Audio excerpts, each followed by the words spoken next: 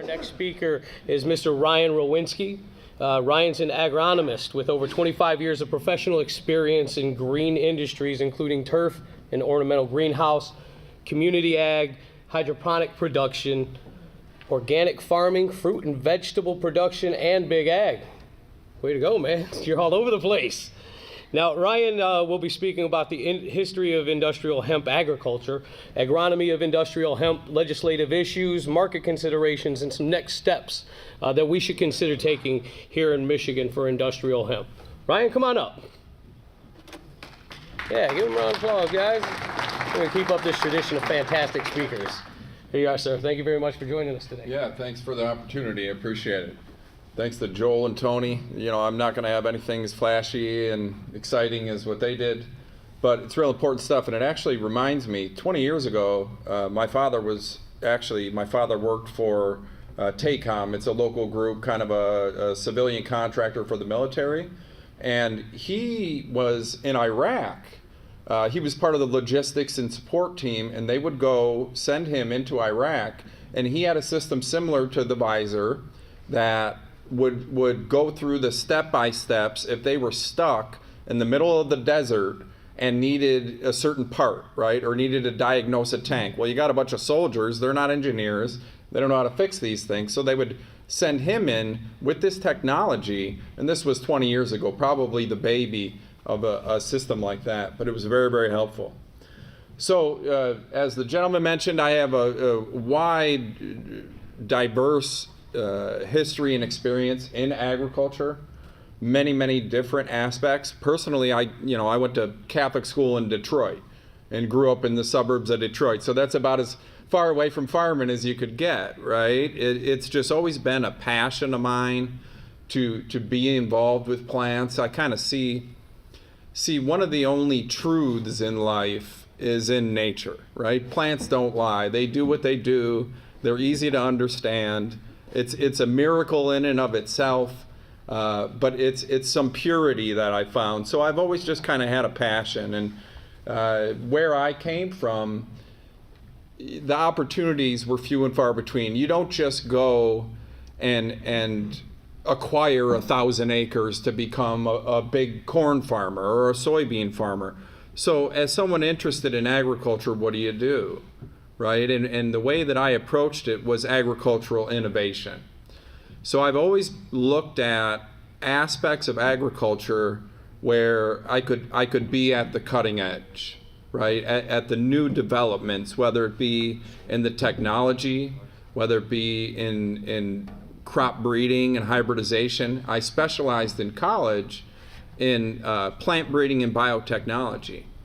And I'll tell you a quick story. When I was a freshman doing work study at Michigan State, studying crop and soil science, I worked at a plant research lab at Michigan State.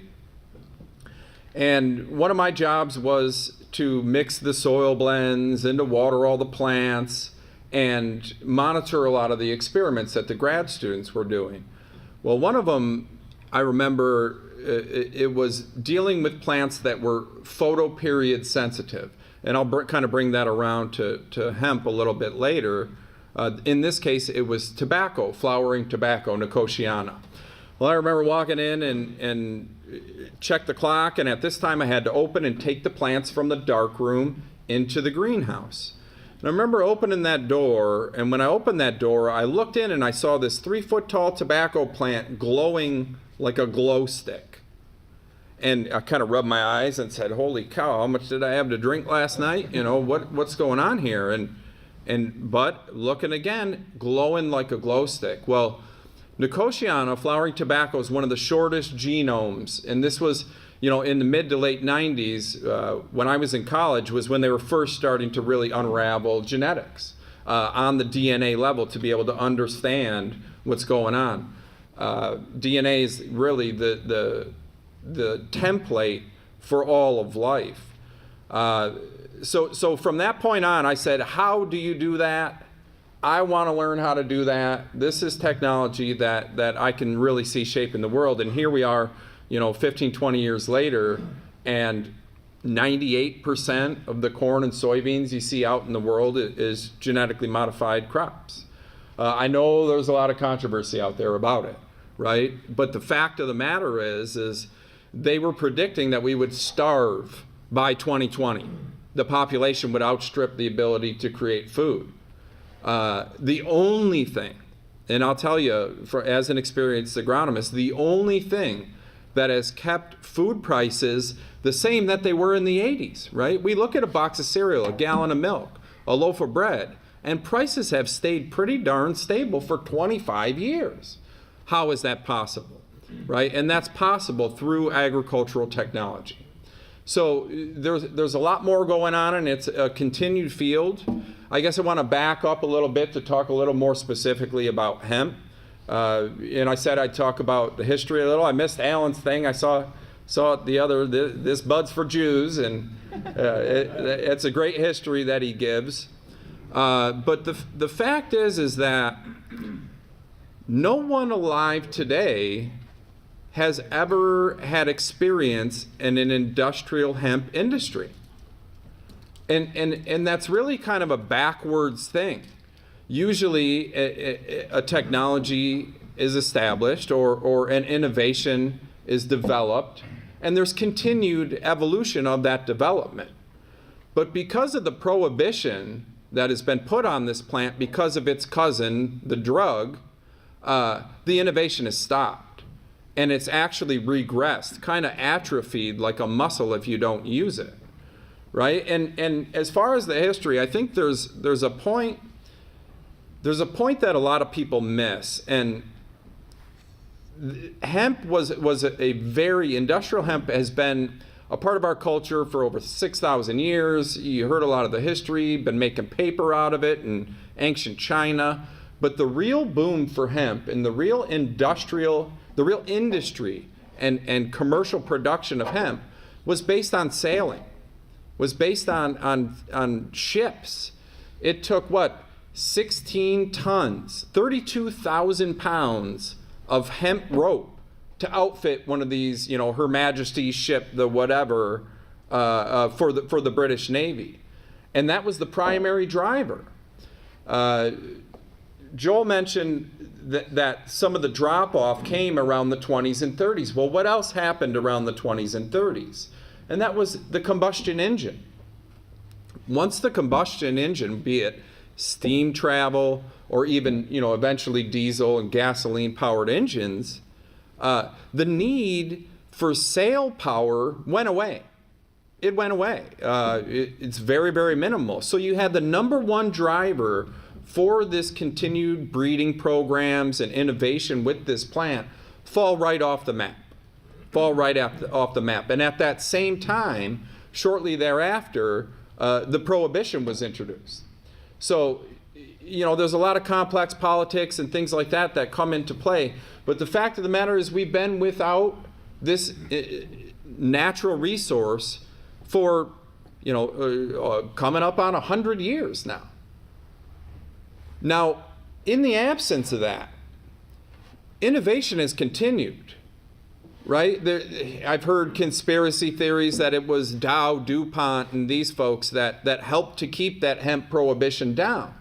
Well, that's because they developed nylon fibers and polyester and different types of innovations in and of their own right that have replaced hemp in the marketplace.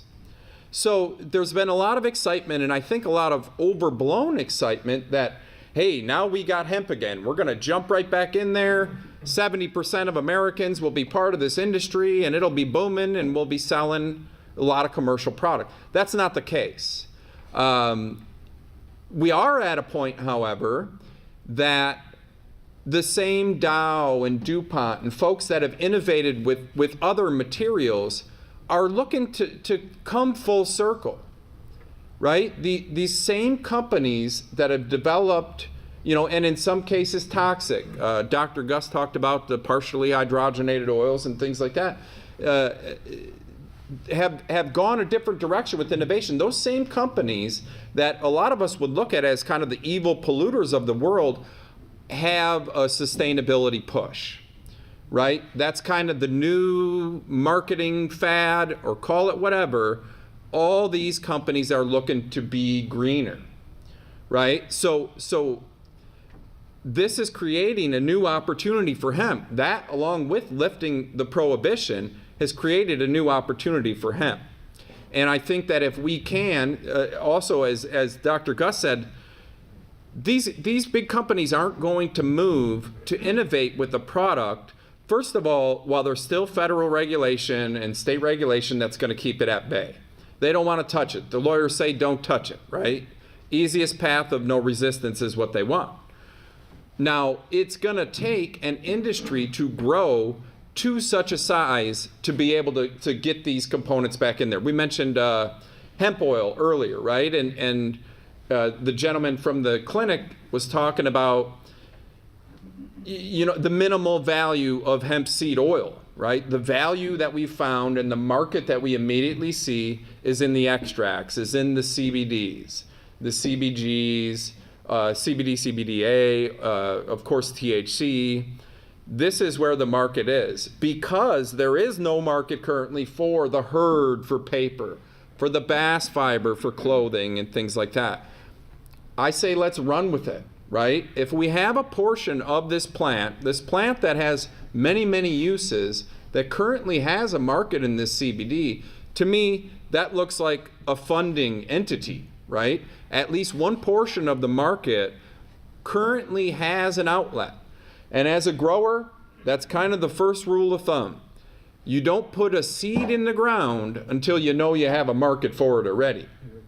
So it's going to be very, very difficult to try and reinvigorate these textile mills and these paper manufacturers and the hempcrete folks and things like that, just starting with the amount of investment it takes to get off the ground, to establish a farm, to buy the millions of dollars of equipment, just in the hope that you can sell some fiber to a hempcrete guy.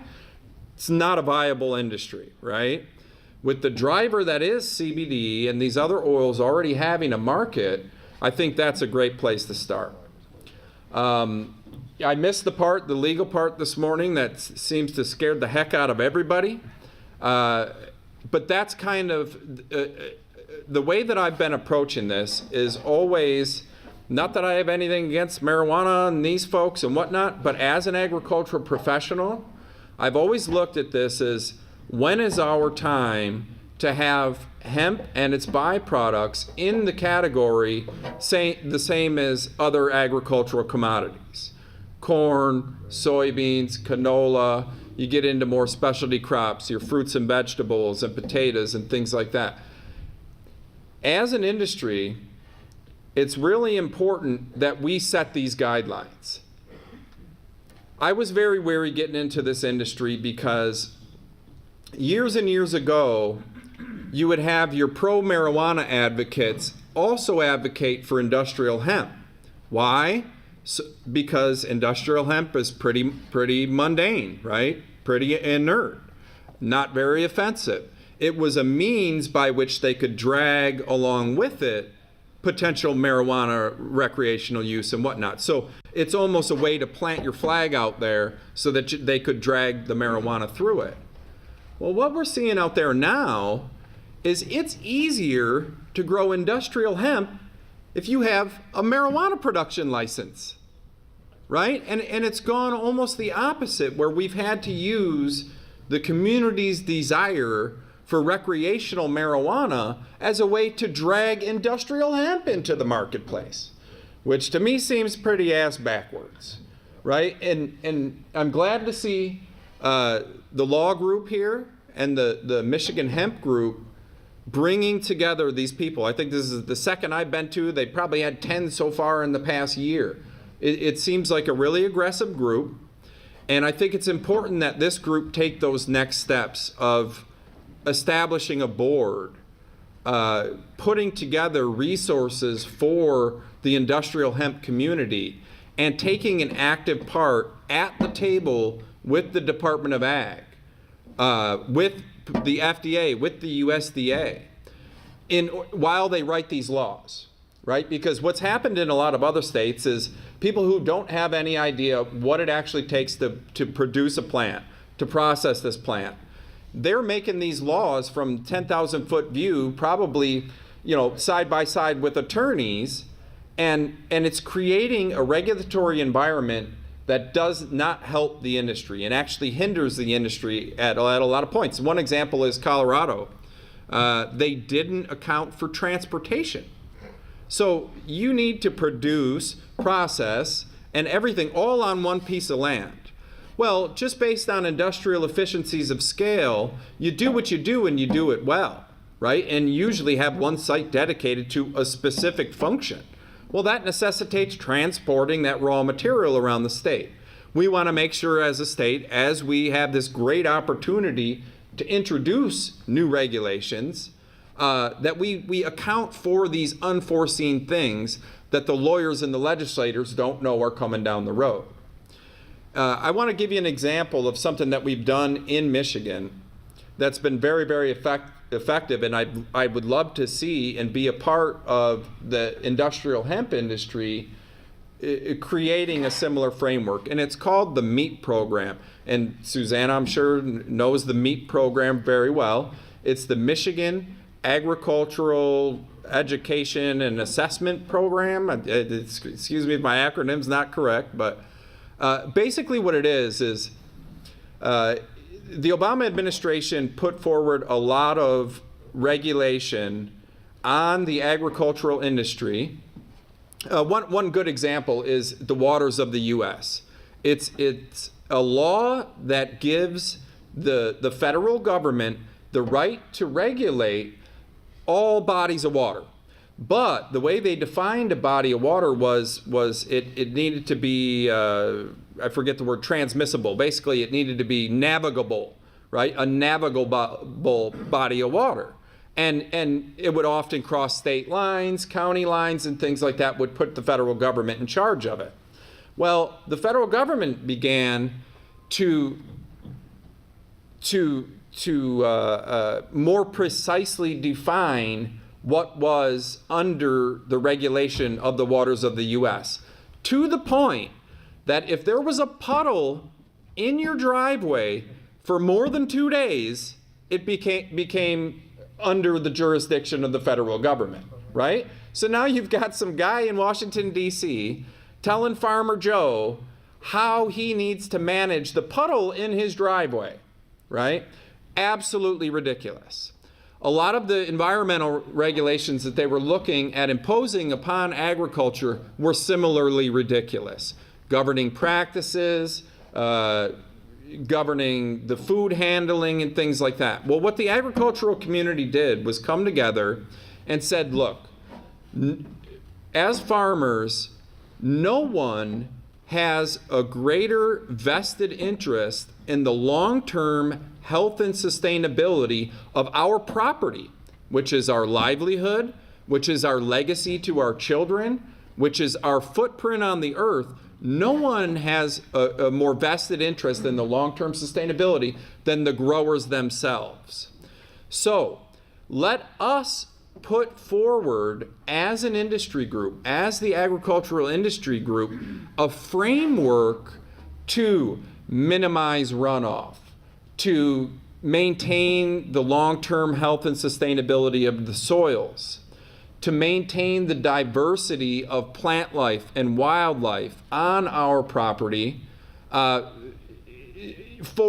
managed for the long term. And in doing that, we can fulfill any of the guidelines that the federal government wants to impose on it. So at the end of the day, we all want to get to the same goal, right? It's healthy water, clean air, a long-term sustainable environment for our children, right? Both farmers and the federal government. Well, by doing this, what we developed in Michigan is a specific set of guidelines, kind of like Joel's workbook, right? Where it says when we're dealing with runoff, fertilizer runoff, or topsoil erosion, there's a set of standards whereby in the off season, right? And not all regions have this consideration, but you look outside in the farms in Michigan right now, and what do you see? Dirt, right? So when the spring comes, you get a lot of runoff. It's carrying along with it topsoil, phosphorus that will load Lake Ontario and create a lot of these unforeseen environmental problems that no one wants. So the growers put in place cover crops, right? With their knowledge of ways to build the soil, hold the nutrition in the soil, and build the long-term sustainability.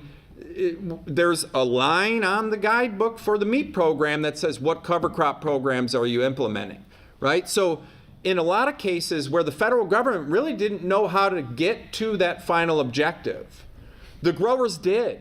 The growers did because this is their livelihood. This is the industry that they work within. So what that created was kind of a hands-off federal government circumstance in the state of Michigan because we proactively addressed all of their concerns. So they can't come back and then say, oh, well, us guys in our armchair legislator in Washington, D.C. know more about the health and long-term sustainability of your property than you do? That's ridiculous. That's ridiculous. So what I would propose is something very, very similar for the industrial hemp industry. Like I said, there's nobody around that has any idea what this industry used to look like. And ideally, what we'd like it to look like is something like a corn, soybean, commodity type of industry. And there's a couple of things that come from that. But on the regulatory front, I think that there's certain things that we should rationalize and demand. Joel mentioned, does a corn or soybean farmer have to have a background check? Maybe before they get in FSA programs, not even before they get into FSA programs, which are government payments and support and things like that. Why on earth does an industrial hemp farmer would ever have to have that? We need to stand up and we need to say no. No, you wouldn't put these same regulations on another agricultural commodity grower. One of the greatest things that's happened, and Dan, please keep me on time. I could talk forever about this stuff and go 90 directions. But, you know, what we need to do is just get out in front of it, right? There's a lot of places for this to go. And I wanted to talk a little bit about the laws as well. I was part of a group in 2014 when we originally took the first steps in industrial hemp. And that first step, because hemp was coupled with marijuana and was a Schedule I or Schedule II drug, right? Which on its face, anybody who knew anything about these crops would say that's ridiculous. So we took the first steps and we separated out hemp from marijuana, okay? And we had a research program. The government really takes a long time to catch up. So even since 2014 until now, we've had a program in place that you could research industrial hemp. Industrial hemp as an industrial ag product separate from the marijuana Schedule I drug. However, the application that they put forward for you to have to fill out in order to be part of the research program required that you also list on there your DEA number for researching drugs. So it just takes things backwards once again. Why do you need a DEA number to research something that we've already established by law is not a drug, right? But it was governed under the same body, the DEA, as marijuana, its cousin. So more recently in 2018 here, we were able to pass House Bill 6330, 6331, which took kind of the next steps. It separated, once again, I don't know why there was a need to once again separate marijuana from industrial hemp, but they did that. And a very, very smart thing that they did was they put the recreational marijuana and all things associated under LARA, Licensing and Regulatory Affairs in Michigan. And they put industrial hemp under the Michigan Department of Ag and Rural Development, which is fantastic. The Michigan Department of Ag and Rural Development has nothing to do with drugs, has nothing to do with background checks, has nothing to do with any of those things. There is influence going on right now from LARA and other intergovernmental agencies, primarily the Attorney General, right, that still want to impose drug-type regulations on industrial hemp industry. We have to stand up and say no. Who are those voices? Until we have a unified group of industrial hemp, an industry group, just like any other industry group, with lobbyists, with a place at the table with the legislators. We're lucky to have lawyers on our team, but they could pick off one by one and help to fix mistakes, because anyone who's being persecuted for industrial hemp, not a drug, is a mistake. So that's the legal guys. They'll make a ton of money just fixing mistakes.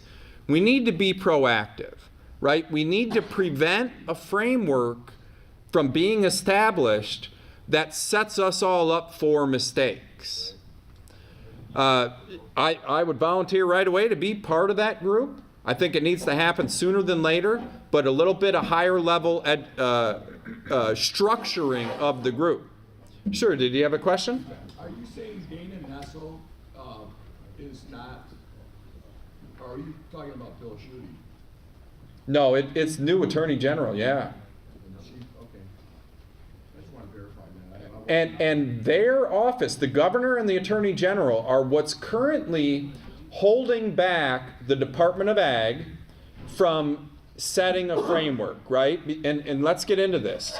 6330 and 6331, they said by the will of the voters that the state may issue licenses to grow industrial hemp, right? That's about all it said, though, is they may do this, right? And to fulfill the will of the people that we voted in, we're allowed to grow industrial hemp, right? So, but that doesn't tell us how.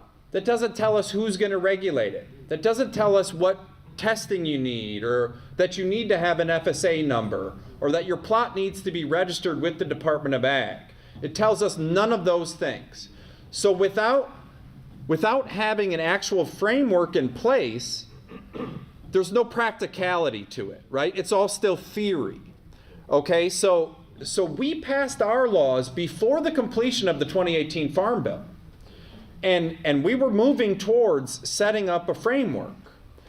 Since then, and for whatever you think of Mitch McConnell and the Republicans or whatever, but it's in fact the push for industrial hemp industry growth in Kentucky, Mitch McConnell's home state, that has led him, as the head of the U.S. Senate, to introduce this legislation, sponsor this legislation, and get it added to the 2018 Farm Bill.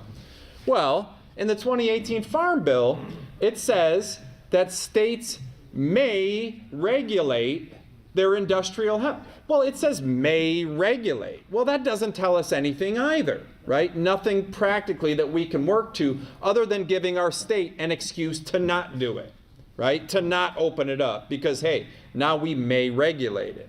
And any place you give the government an opportunity to create roadblocks, they're gonna do it.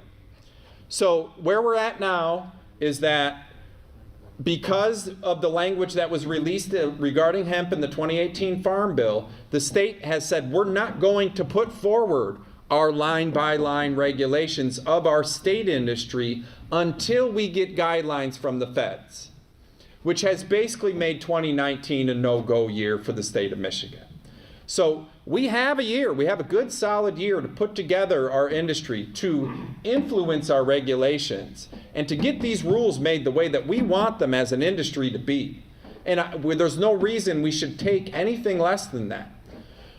One last thing I wanted to address, like I said, I could talk forever about this stuff, and I'd like to take some questions, but only have a couple minutes left, is another very fishy thing that they've done is they've put into these Michigan state laws, 6330 and 6331, the Industrial Hemp Research Fund.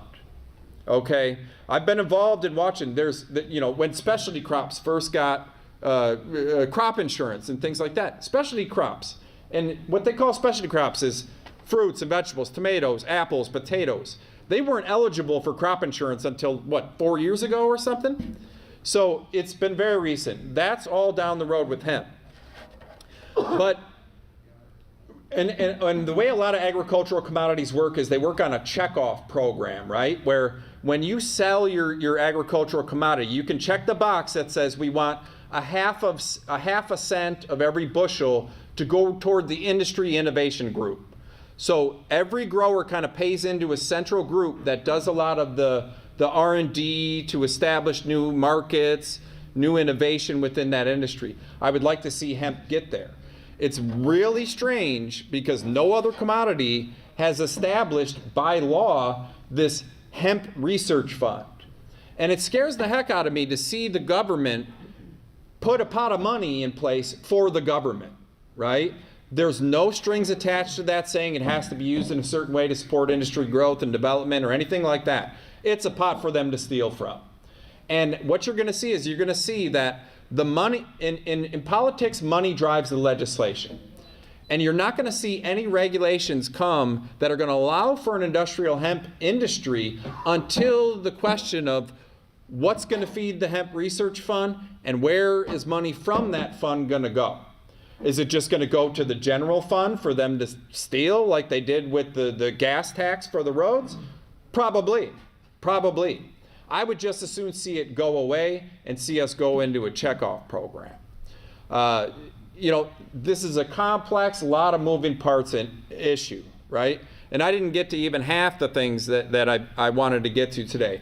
One thing I do want to say, though, is price-wise, right? CBD is a niche market. We talked about the small hemp oil industry market. And currently, I think they use it for salad dressings and different types of things, but it hasn't made its way into big industry. Currently, I work in kind of big agrochemical, right? And there's a couple things about ag that people don't know.